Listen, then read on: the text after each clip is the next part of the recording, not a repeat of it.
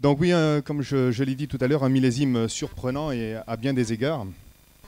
Tout d'abord, au niveau climatique, le millésime va aussi rester un petit peu dans les mémoires en tant que millésime chaud, puisqu'on a une moyenne d'à peu près 0,5 degrés supérieure au normal. Sur toute l'année, c'est-à-dire d'octobre 2014 à septembre 2015, donc on a 0,5 de plus, avec principalement un automne 2014 qui a été très chaud, avec une mise en réserve qui a tardé à se mettre en place, hein, la chute des feuilles a traîné. En revanche, un hiver froid, avec notamment le mois de février qui a été plus froid que la normale. On a eu aussi une petite pointe estivale au mois d'avril, puisqu'au 14 avril, on a recensé un maximum de 30,8 degrés à Parampuire, donc on est quand même sur des températures bien au-delà des normes. Et surtout, donc, un mois de juin et juillet qui a été, on s'en souvient, plus chaud, avec plusieurs vagues de températures caniculaires. Et il ne faut pas oublier le mois de septembre, qui lui a été sérieusement plus froid aussi, alors principalement sur des journées pas forcément trop chaudes, mais surtout des nuits beaucoup plus fraîches que la normale. Le millésime a aussi été sec, puisqu'on recensait en moyenne sur l'Aquitaine 107 mm de moins que la normale. Ce déficit se concentre principalement sur la période végétative, c'est-à-dire de mars à juillet, où on a 100 mm de moins, qui ont été après un petit peu compensés, notamment par le mois d'août, qui a été largement plus pluvieux, avec 3 vagues de fortes pluies début, mi et fin du mois d'août.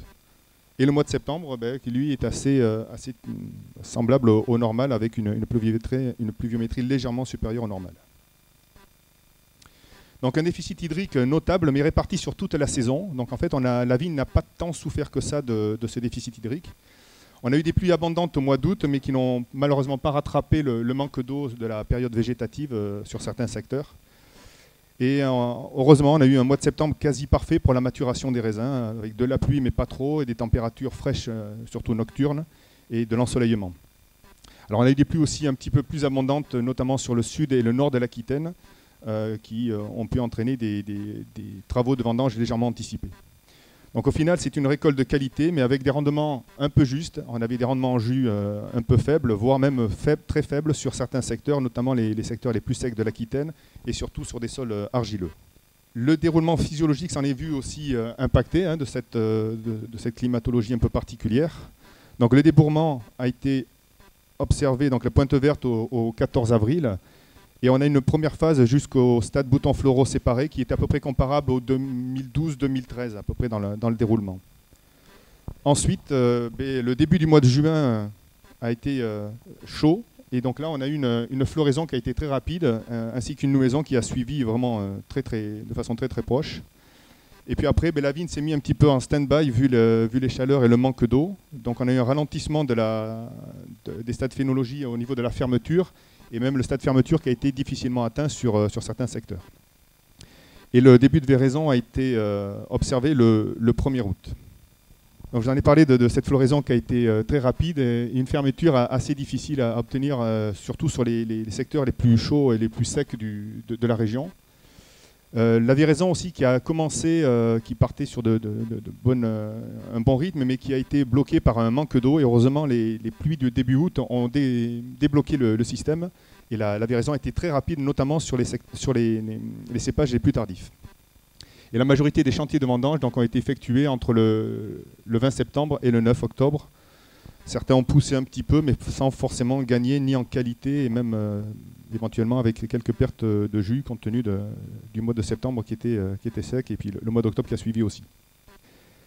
Bilan sanitaire, alors là aussi, il a été surprenant, notamment avec 2 pathogènes dont j'ai pu parler tout à l'heure, le mildiou et le black rot, avec une sortie précoce, inattendue, et surtout très virulente, et notamment sur la moitié nord de l'Aquitaine, avec un secteur plus préoccupant, le Libournais.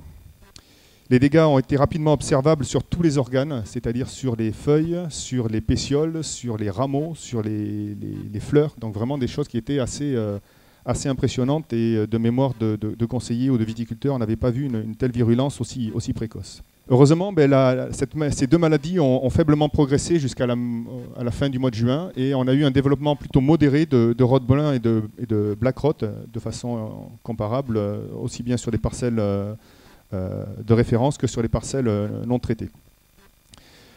Au final, on a des pertes de récolte très limitées en Aquitaine. Alors je dis bien en Aquitaine parce qu'effectivement, en fonction des secteurs, on n'a pas forcément la même vision. Donc on a quand même des parcelles, notamment dans le nord libournais, qui ont subi des pertes de rendement notables. Voilà à peu près les symptômes qu'on pouvait voir assez rapidement, donc notamment sur rameaux. Donc ça gagnait un petit peu partout. C'est des symptômes que l'on voit plutôt habituellement en fin de saison, quand vraiment on a des vignes en pégée de mildiou. Mais là, on avait très précocement des attaques sur rameaux. Au niveau du black rot aussi, donc des attaques un petit peu partout. Là, vous avez à droite une attaque sur pétiole avec les pygnides. Et à gauche, une chose assez caractéristique, donc des grappes qui n'avaient pas été nettoyées avec des baies momifiées touchées par le black rot. Et vous voyez des sporulations qui sont assez proches, puisque les quelques premières feuilles à proximité ont été contaminées. Et dès qu'on s'éloigne un petit peu, on a beaucoup moins, voire pas de contamination. Donc ça, c'est un paramètre qu'il faudra prendre en compte sur le black rot. La prophylaxie, il faudra, pour l'année prochaine, la mettre en place de façon plus rigoureuse.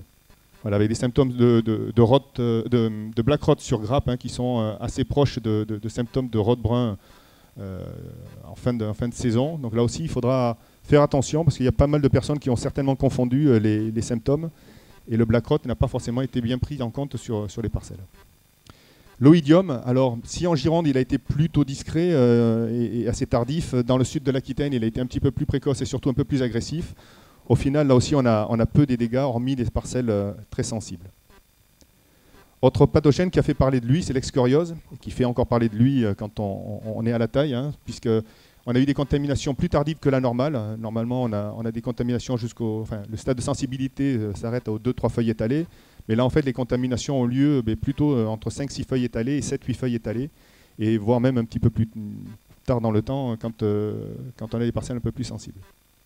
Donc, pour cette année, on a une fréquence de symptômes qui est assez importante et contraignante par rapport à la taille. Et je pense qu'il y a pas mal de parcelles qui devront prendre en compte cette maladie dès le début de saison prochaine. Il y avait tous les rameaux qui étaient atteints à des stades assez différents.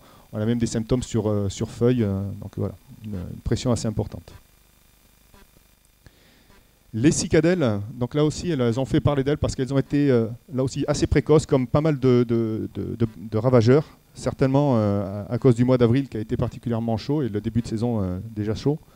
Donc les cicadelles vertes avec des pressions, on va dire moyennes à fortes, mais heureusement, elles n'ont pas beaucoup évolué et au final, on a très peu de symptômes de grillure, sachant que la vigne a quand même bien fonctionné malgré la sécheresse.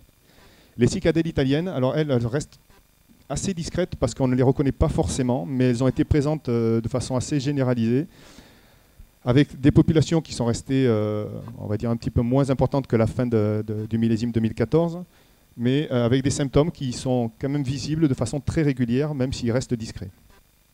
Et enfin, la cicadelle de la flavescence, avec des populations qui ont fortement explosé, notamment en Gironde, puisqu'on a 4 à 5 fois, les populations sont 4 à 5 fois supérieures à 2014. Je dis bien surtout en Gironde, parce qu'ailleurs, elles sont plutôt stables. Et malheureusement aussi, on voit l'augmentation des symptomatiques, plus 10%, là aussi principalement concentrée sur la Gironde. Je vous ai mis 2 petites photos de cicadelle, la cicadelle verte à gauche et la cicadelle italienne à droite. Donc si on ne prend pas une loupe, il est très difficile de les observer, enfin de les distinguer l'une de l'autre. Donc ça, c'est un paramètre qu'il faut prendre en compte aussi par rapport à des engagements de traitement derrière. Il faut savoir si on a de la cicadelle verte ou de la cicadelle italienne, parce que la pression n'est pas la même. Les tordeuses, donc elles aussi, elles ont été présentes, alors surtout en fin de saison, même si on a une sortie là aussi précoce, au 10 avril en Gironde. Les populations ont été globalement moyennes et plus importantes sur le nord-est de l'Aquitaine, avec des vols très hétérogènes, ça c'est un peu la caractéristique de l'année, d'un secteur à l'autre, voire même d'une parcelle à l'autre, et encore même sur une même parcelle d'un jour à l'autre. Les pontes et les chenilles ont été très discrètes, donc il a été très difficile de confirmer un petit peu les cinétiques de vol qu'on a pu voir. Et puis la pression a perduré assez longtemps en fin de saison, puisqu'on a vu un début de G4 dans le Libournais. Les foyers donc, de perforation ont été très nombreux, notamment sur le nord de l'Aquitaine, mais heureusement les dégâts sont peu importants, vu les conditions peu favorables au développement du botrytis. Et la Drosophile Suzuki, donc effectivement j'en parle, donc, surtout par rapport à l'année 2014 qui a fait craindre le pire un peu par rapport à ce nouvel insecte arrivé sur le vignoble. Donc on a mis en place cette année un réseau de suivi constitué de 39 parcelles avec des pièges alimentaires sur lesquels on a fait sur 30 de ces parcelles des mises en émergence pour vérifier si les drosophiles pondaient dans ces parcelles. Et on a même poursuivi avec quelques partenaires des études, notamment sur les plantes hôtes à proximité des parcelles. Le résultat nous montre qu'effectivement 97% des parcelles présentent au moins un piégeage de drosophiles, donc on peut quasiment assurer que cet insecte est présent un petit peu partout. Chose un peu plus rassurante, c'est que sur les 30 parcelles où on a mis des mises en émergence, il n'y a qu'un tiers des parcelles qui ont révélé la présence de drosophiles dans les baies. Ce qu'on a pu voir aussi, c'est qu'on n'avait pas forcément de relation entre le piégeage et les pontes. Donc on peut avoir beaucoup de piégeages et pas forcément de pontes. On peut avoir aussi très bien quelques piégeages seulement, mais avoir des pontes dans les raisins. Le rôle des plantes hôtes est aussi encore à déterminer, à savoir est-ce que c'est un réservoir d'insectes à proximité des parcelles ou alors est-ce qu'elles ont plutôt l'intérêt de capter les insectes hors des parcelles sur ces plantes qui sont relativement bien attractives. Le final, c'est qu'on n'a pas eu de dégâts observés sur les parcelles et on n'a pas eu non plus de dégâts observés dans le réseau d'observation aquitain, à l'exception donc d'une parcelle des 39 suivis. Mais à noter que sur cette parcelle-là, on avait une population de drosophiles autochtones qui était extrêmement importante. Donc après, quelle est la part de responsabilité de la drosophile Suzuki par rapport aux autres drosophiles, on ne peut pas le déterminer. Chose autre importante à noter, c'est le caractère attractif de certaines parcelles. Donc, plus que les plantes hôtes qui peuvent être à proximité, visiblement les parcelles avec une humidité constante et une fraîcheur en fin de saison semblent être beaucoup plus favorables à leur développement. Une saison globalement chaude et sèche, mais très contrastée sur l'année et à la fois sur l'Aquitaine. Là, je vous ai donné les grandes tendances, mais si on veut rentrer dans les détails des chiffres, il y a quand même des choses assez variables entre le sud, donc les vignobles d'Irolégui par exemple, et puis le nord de la Gironde. Une virulence du mildiou et du black rot qui a été fortement remarquée, mais heureusement, au final, on a globalement peu de dégâts. Présence régulière d'excoriose, donc là qui s'est vraiment étendue sur toute l'Aquitaine. Peu ou pas de botrytis, là aussi sur l'ensemble, hormis les quelques secteurs du nord-Aquitaine et sud-Aquitaine qui ont subi un petit peu plus d'eau au mois de septembre. Et au final, ce qu'il faut retenir, c'est heureusement une récolte de qualité, avec des rendements certes un peu justes, voire localement même très faibles, mais surtout la qualité était présente. Merci. Merci Étienne.